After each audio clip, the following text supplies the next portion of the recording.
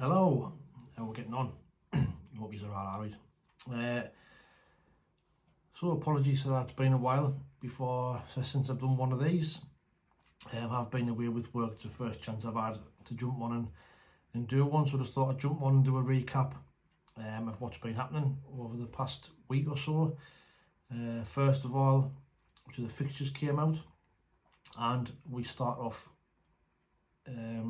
typical fashion on Sky on Sunday afternoon, 5 o'clock kick-off against newly promoted Ipswich. Now,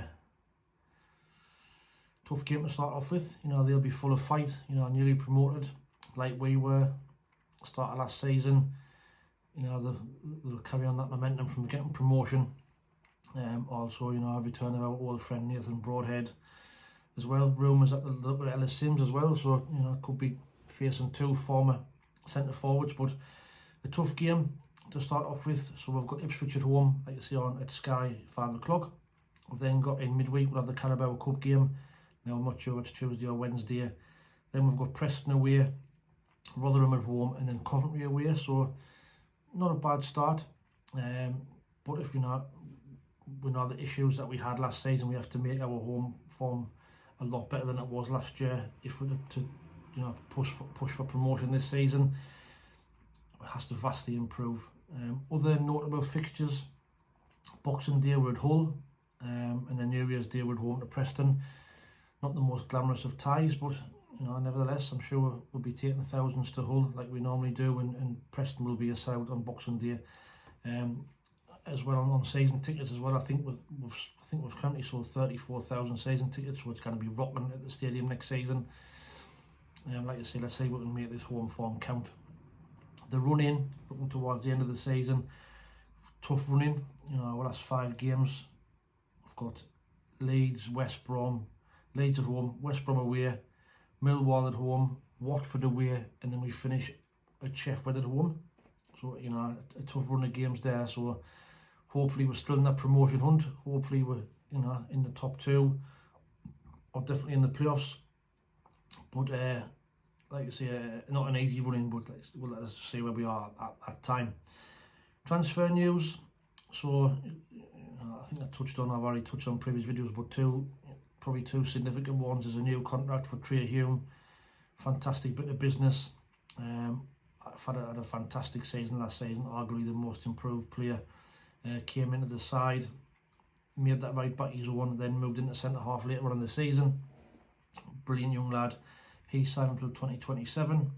And another bit of great news: Dennis Serkin has also signed until 2026.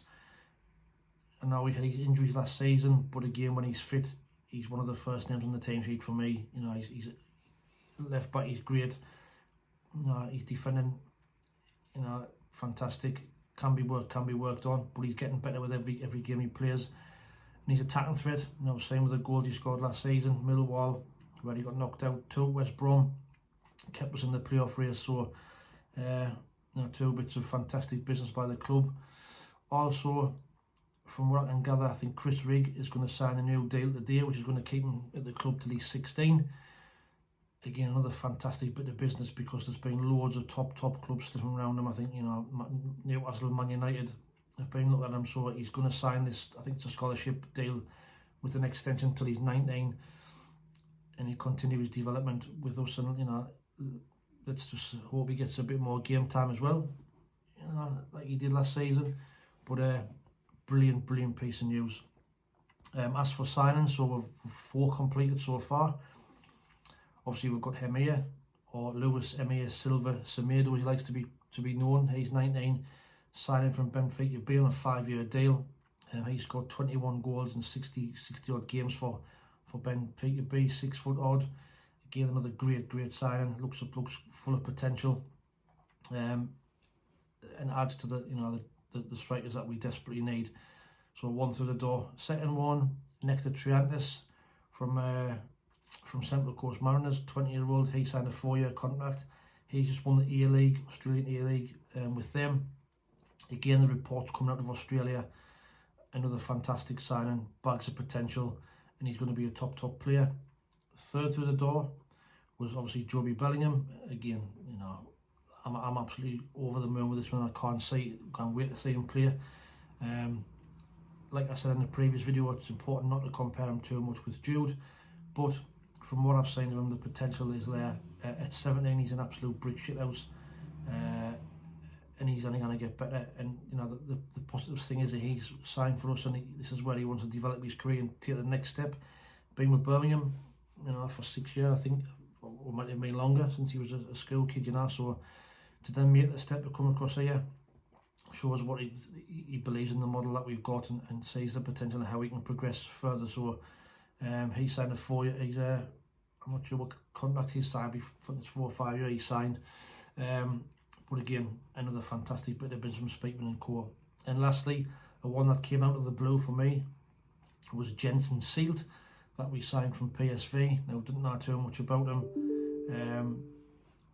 other than the fact that he's been playing for young PSV there, reserve team. I think he's made 60 odd appearances, scored 4 goals. And again, reports coming out of Holland is that he's another fantastic prospect as well. He's 20. He signed a 5 year contract as well, and I think the fee for that one is reportedly about £2 million. So 4 absolutely tremendous bits of business. Excuse me. So I'm absolutely over the moon so far with the business. It's great to see us doing them early. It's also great to see that the issues from last season of height and physicality have been addressed. You know, every one of them signings that we've signed today, I think they're all 6'2", 6'3". What we've been lacking in the side, you know, for a good couple of years. I'd just like to see us now sign a bit of experience to complement these young lads.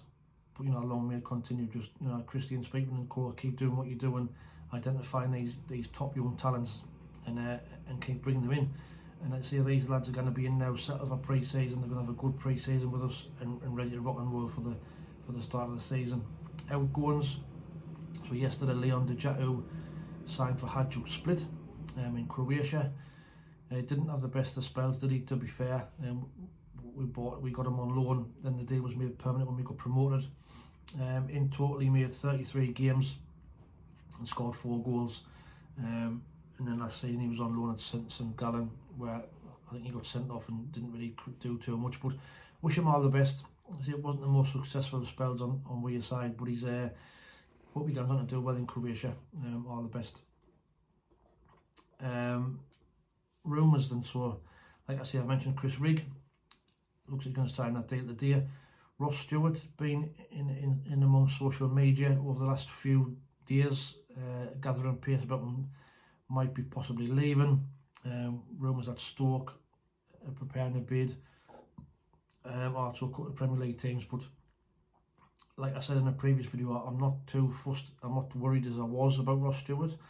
I think it's getting to the point now where if he doesn't want to play, let's just move him on and cash in on him. You know, this deal. I know Christian Speakman came out and said that he's focusing on getting fit before they discuss his contract, but we might be in a bit of a win-win situation, because if he comes back, he's got to prove himself. He's got to start scoring goals again to put him in the shop window. If we sell him now, then we make a profit on him. So, you know, either way, we don't really lose out. And like I say, I'm not really fussed. We've got Semedo in. Now, we are, you know, still looking at Ellis Sims. I think we've had discussions with Everton. So, like I say, if he goes, yes, it'll be a big blow. He's a guy. He's a top player. He's crucial to us. But we only want players who want to play for us. And if he wants to go, especially if he wants to go to like the Stoke, then, you know, let him crack on, let him go. Jack Clark, still interest from Burnley. We've put that 15 million fee on him. I think they have bid 10, which is an insult. We're not going to sell him for that. I wouldn't have thought anyway. Personally, I hope we'll keep him. There's rumours that the contract talks have been put on hold. For what reason, I don't know. But for me, we just need to get him tied down, get him signed. Yes, we know, you know, every player's got its price, but even 15 million in this day and age, I think it's not enough. But I just watch how that one pans out, and hopefully we'll get him tied down to a new contract. And also the latest one coming out is Dan Ballard. Apparently West Ham are preparing a bid for him. You know, what that will be, we don't know. We know he had a good season last season till he got injured. What's he worth? You know, potential wise again, we didn't know, do we? We know West Ham struggled defensively last season. They're looking for reinforcements, and they've obviously identified Dan Ballard as a good centre half. But you know, will he want to go there? It's back in London. Obviously, he was there at Arsenal. He was back to London. Will he get games, or will he be sat on the bench, or will he want to stop here and develop his career? Me personally, I would like to think he would stay here and develop his career. He's had one good season. You know, we've developed him even further since he was at Millwall the season before last. So let's hope we can fight off them kind of bids. Obviously, if they come in with a silly offer, then we'll have to see what happens there. But for me, he has to stay and develop his career. So that's just kind of my thoughts on that. You know, what would you want for Dan Ballard if they come in with a bid? What would you sell him for? Would you not sell him? Would you just tell West Ham point blank he's not for sale? But let us know what your thoughts are in the comments below. So that's just a general overview of what's been happening. Like I say, apologise for not being on the last week or so. I've been away with work, so I had limited time. Also wanted to give a shout out to Exiled Mackem, who gave the channel a plug on his Southern YouTubers channel. I'll put a link to it in the description below, in the comments below, if you want to give it a watch, where he kind of looks at all the Southern YouTubers at the current time and what we do. So like I say, if there's any more news comes out today or over the next couple of days, I'll put another video out. I'll try and keep them regular and try and get them out there if I can. But thanks for watching. If you're new and it's the first time you've watched one of my videos, please subscribe to the channel. We're looking to get to 500 by the end of the year. We're currently on 370, so everybody who's subscribed is greatly appreciated. Please give the video a thumbs up. It helps with the spreading the channel far and wide.